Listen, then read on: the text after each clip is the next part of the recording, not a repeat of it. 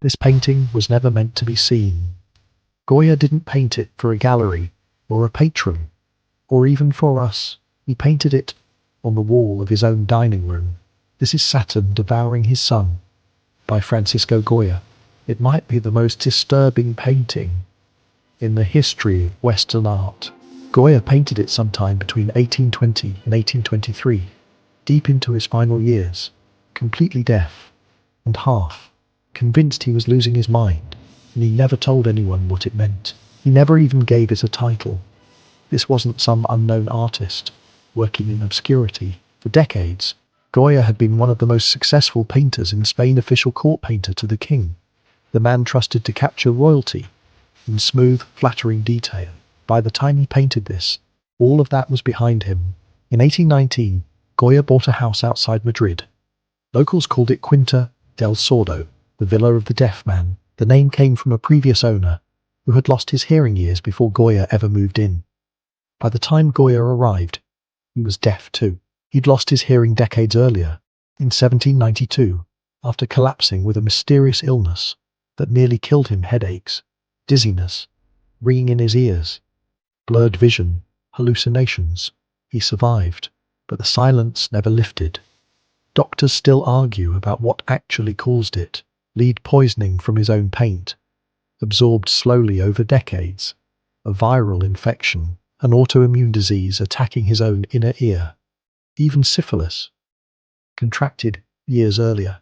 200 years later, and with his full medical history laid out in modern journals, nobody has settled on an answer. He bought a house named after deafness without even knowing it, and lived out his final years inside that coincidence.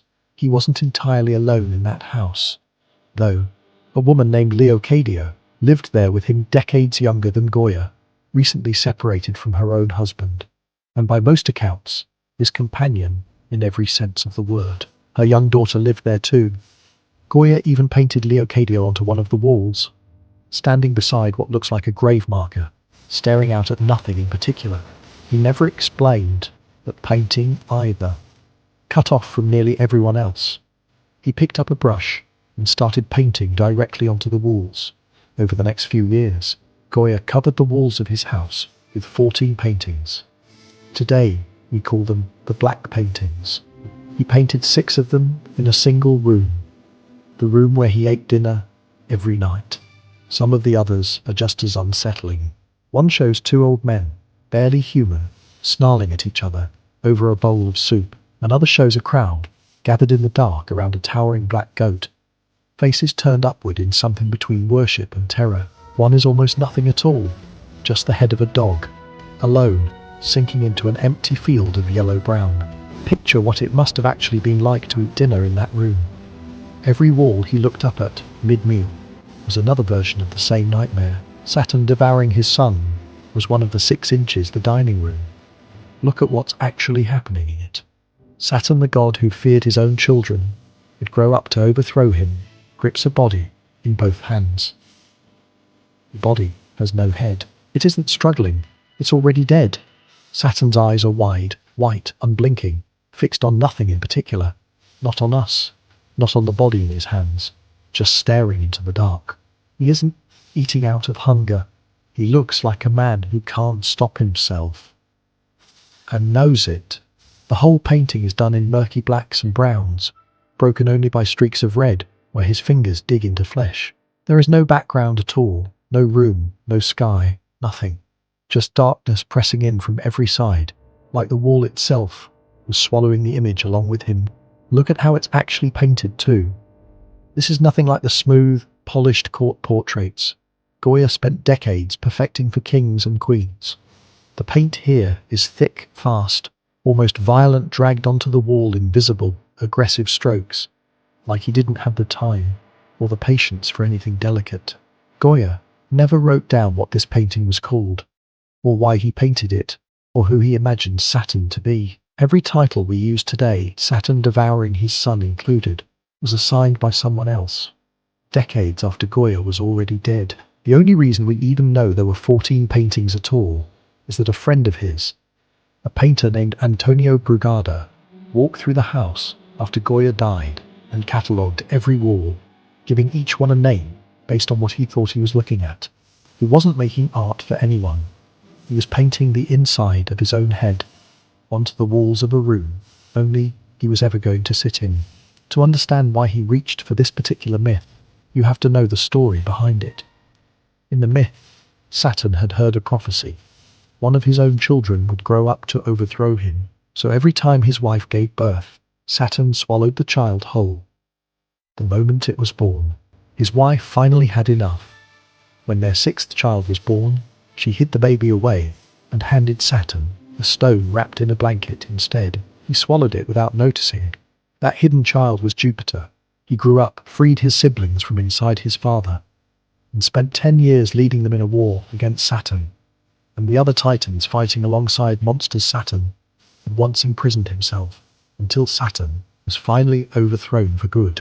Everything he did to stop the prophecy is exactly what made it happen. And here's the part that makes the myth even stranger. Saturn wasn't always a monster. Before any of this, he was said to have ruled over what the Romans called a golden age, a mythical era of peace and abundance, when the earth gave freely and nobody needed to fight for anything. Goya paints none of that, just the ending. And here's what makes it even stranger. Goya wasn't the first painter to put this exact myth on canvas. Almost 200 years earlier, another master had already painted it, and it looks nothing like this. In 1636, Peter Paul Rubens painted his own version of Saturn devouring his son. In his painting, Saturn is caught mid-bite, tearing into what is clearly a small, living infant. It's horrifying, but it's controlled, composed, almost theatrical, the way Baroque painters love to stage horror, like a scene from a play.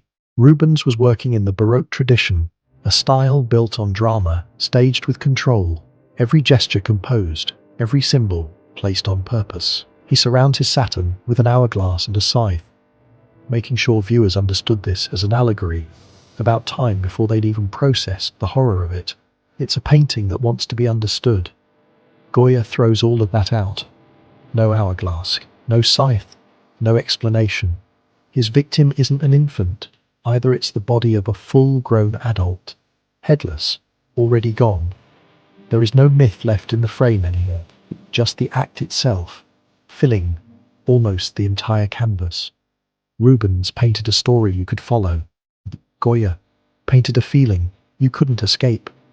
Historians still argue about what that feeling actually was.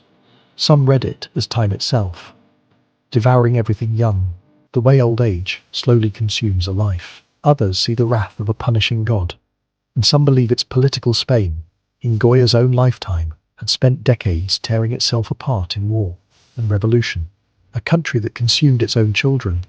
Goya had lived through that war himself. Years earlier, long before he ever picked up a brush for the walls of his dining room, he had spent nearly a decade recording what he saw with his own eyes. 82 prints, documenting firing squads, corpses hanging from trees, starving children in the streets of Madrid.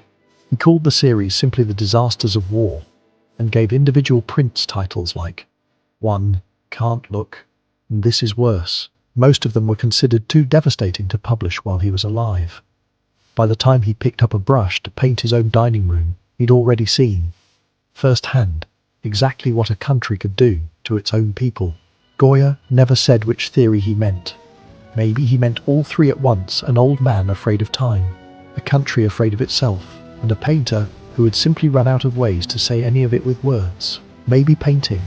It was never about being understood at all. Paintings on plaster walls almost never survive. Damp gets in, paint flakes, and crumbles.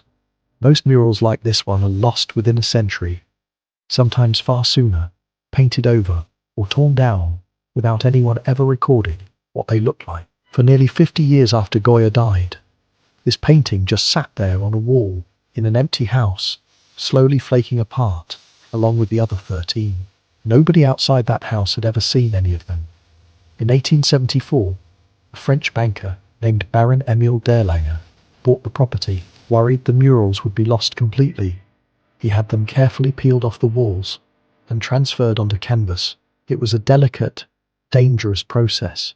Restorers glued fresh canvas directly onto the painted plaster, then peeled the paint away from the wall behind it, inch by inch, working slowly enough that a single careless movement could crack decades-old paint beyond any hope of repair. One mistake, and Saturn Devouring His Son could have been destroyed before anyone outside that house ever laid eyes on it.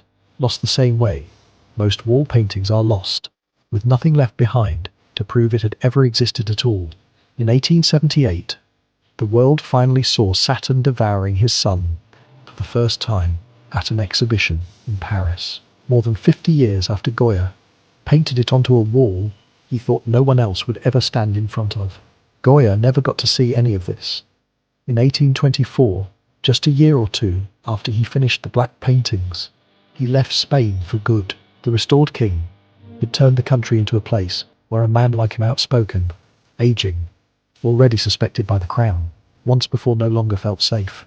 He settled in Bordeaux, France, with Leocadia and her daughter beside him, and he never went home. He died there in 1828, at 82 years old, in a country that wasn't his own, having left behind a house full of paintings he never titled, never explained, and never expected anyone else to stand in front of. 50 years passed between his death and the day the world finally saw what he had painted on that dining room wall.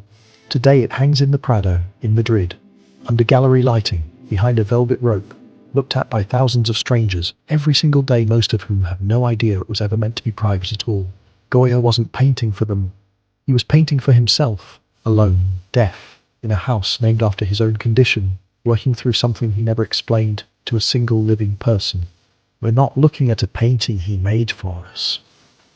We're looking at the one thing he never thought anyone would see. 200 years later, doctors still can't agree on what took his hearing. Historians still can't agree on what this painting means. Maybe that's exactly the kind of privacy Goya was hoping to keep. What does that change about how you look at it now?